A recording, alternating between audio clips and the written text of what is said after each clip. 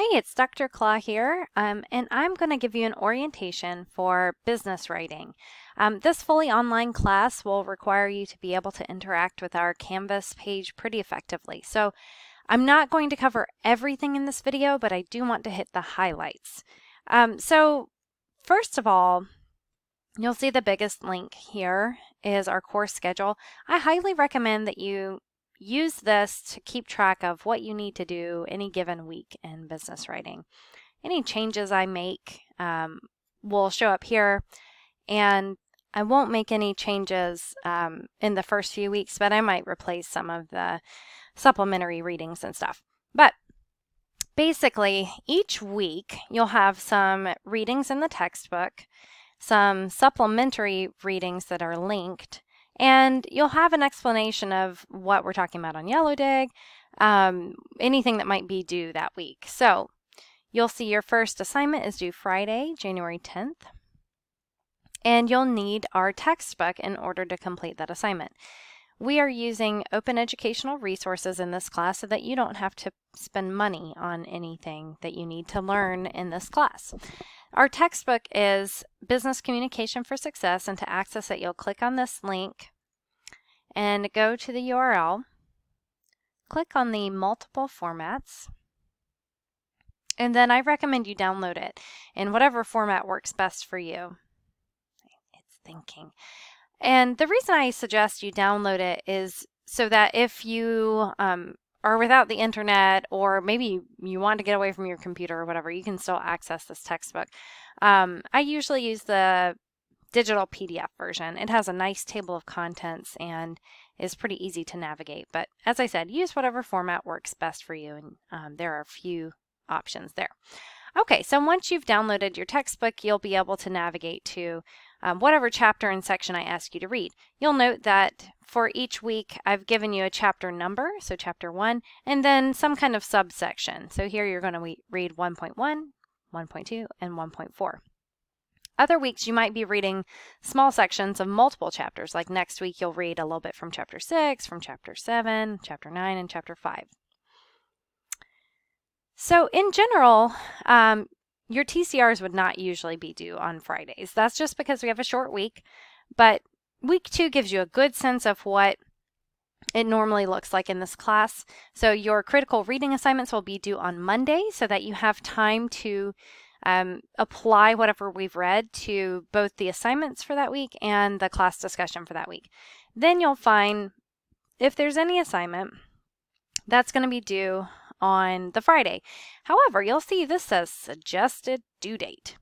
In this class, only the critical reading assignments and the group assignments are firm due dates. Every other due date is flexible, and you can turn that in anytime between now and the last day of classes, which is April 24th.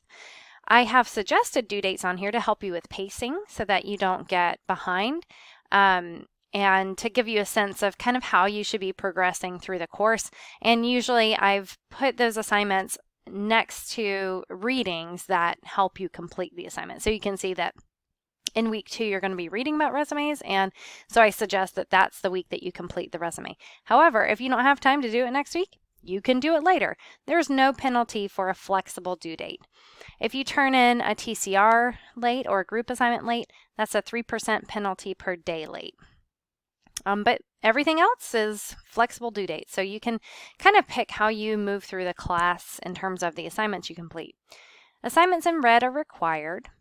Assignments in black are not required, and you can complete them for optional points, and I'll talk more about that later in this video.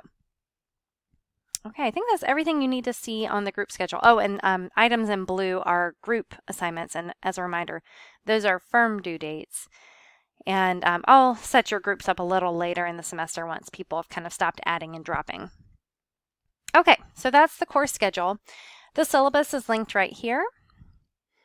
And I encourage you to read through all of it. I know it's long, and I know you've read a lot of the boilerplate that's in these, but it is worth looking through to understand what we're trying to do in this class, what skills you're trying to develop, and what you need to be able to do to succeed in this class.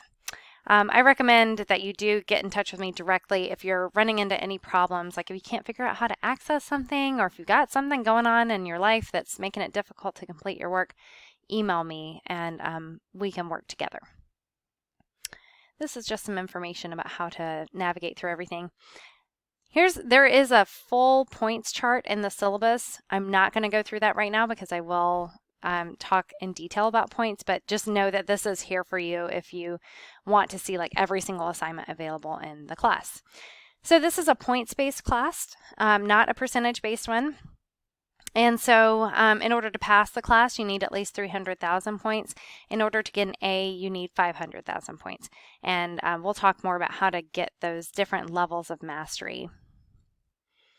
Yeah, so the rest of this is, late work. I accepted up to 2 weeks late, but again, that only applies to things with firm deadlines. Please do all of your work yourself. Please don't collaborate unless I ask you to, and please don't use the internet for your work without prior permission from me. Okay, I think that's everything. So, like I said, I do encourage you to read through the whole syllabus. The other nice thing you'll find on the home page is assignment video tutorials. This will show you how to do some of the recurring assignments like the TCRs and the BBCRs, and then some of the bigger assignments that might be a little confusing. So just keep note that that page is there. And then finally, what you probably really want to know is how to pass this class. So I've shown you this table already, and let me tell you a little bit about kind of how you end up getting points. So there are some required assignments in this class that you need to complete in order to develop the skills that this class is intended to develop. So these might be writing skills, this might pertain to the style of business writing, or it might pertain to the format of business writing. So you might be writing things like memos and letters, and everybody needs to at least practice that in this class. So there are certain assignments that you're required to do. So these are the required assignments, and you can see that some of them you'll do multiple times, like the textbook critical readings. And so this chart gives you not just what one assignment is worth, but also the max points you can get from that type of assignment. So if you do all of the critical readings and you get all of the points for them, so you've done them perfectly, that gets you 38,500 points. If you get only the passing level on those, that will get you 21,000. So basically this refers to the kind of bottom rung of the rubric. And this column is really only here to help you understand how I got to kind of the base level. In fact, I think this should be 301. But how I got to that base level for passing the class. But so these are all of the required assignments, and you can see that some of them are not worth a lot. Some of them are worth quite a bit. Yellow Dig is worth quite a bit. And so I want you to keep in mind that Yellow Dig is where our class discussion happens. It's where I will teach you, basically. So if I have any instructional content or information I'm handing out to the class, Yellow Dig is where that happens. So think of Yellow Dig as attending class. And so in order to attain 100% participation, you will need to go to Yellow Dig, pin, and interact probably 2 or 3 times a week. And you'll want to do that every week. So this is not a one-time assignment. This is something you do every week. And the way that points work on Yellow Dig is that you can't get them retroactively. You have to earn them as they go. And there's like a max number of points you can get each week. And you've seen all of this information in the Yellow Dig tutorial video. But I just want to reiterate, you should participate on it every week. Most of the other assignments, however, are things you just complete once. And things that require a lot of effort are worth a lot of points. So basically, if you get a perfect score on all of these different assignments, then you'll get 430,000 points. And as you've seen, that gets you a B in the class. So by doing the bare minimum and doing it very well, you'll get a B. If you want to reach the A level of mastery, you'll need to do a little bit more than the minimum. And this is where you can kind of build some choice into this class and complete assignments that you find interesting or that you find relevant to you in some way. Because the course is built so that there are more points than you need in order to get an A. So there are 587,000 points in the course, but you only need 500,000 of them to get an A. And that means that if you don't get perfect points on some assignment, it's not the end of the world. That doesn't mean that you can't get an A in the course. It does mean that you'll want to do some extra assignments, either as a buffer, if you're aiming for a B, just to make sure that, if you don't have a perfect score on something, you've got a little buffer there. Or if you're aiming for an A, then, you want to get those extra 70,000 points. And so these are the assignments that you can complete to do that. And you can do them in a lot of different ways. You can go for a few points at a time. You could do some big, difficult assignments like the market analysis or the marketing and sales plan that are worth a good bit.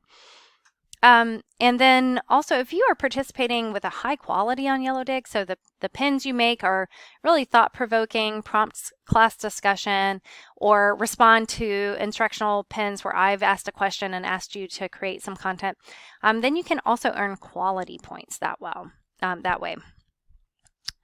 So yeah, basically, you need to complete all of the required assignments. This includes the group assignments. If you want an A or to make sure you get a B, you'll probably want to pick some optional assignments in order to get the points you need for the grade you want. Oh, and you can resubmit anything you've received feedback on. That way you can keep improving your skills and you can get some more points for it, because this class is all about revision and improving your writing skills through practice. Okay, so those are the main items, and yeah, I think that's it. Oh, modules. I want to just show you how the easiest way to look at the class, which is through modules. So everything is divided into weeks, and you'll find the different assignments due each week located there. And as a reminder, things like the BBCR, they have flexible due dates. It's just suggested, since you're doing the readings for this week, you go ahead and do the BBCR. And this is a little bit of information about the class, including this video. And this is an information about the semester-long project we'll be doing, and I'll talk more about that on YellowDig as well. But basically, you can scroll through modules to get a good sense of how the class is going to look and when you might do some assignments. And this is also laid out for you in the course schedule over here. So I am going to post this video both in the Intro to Class module and on YellowDig. So please comment in the comments on YellowDig if you have any questions for me. Thanks.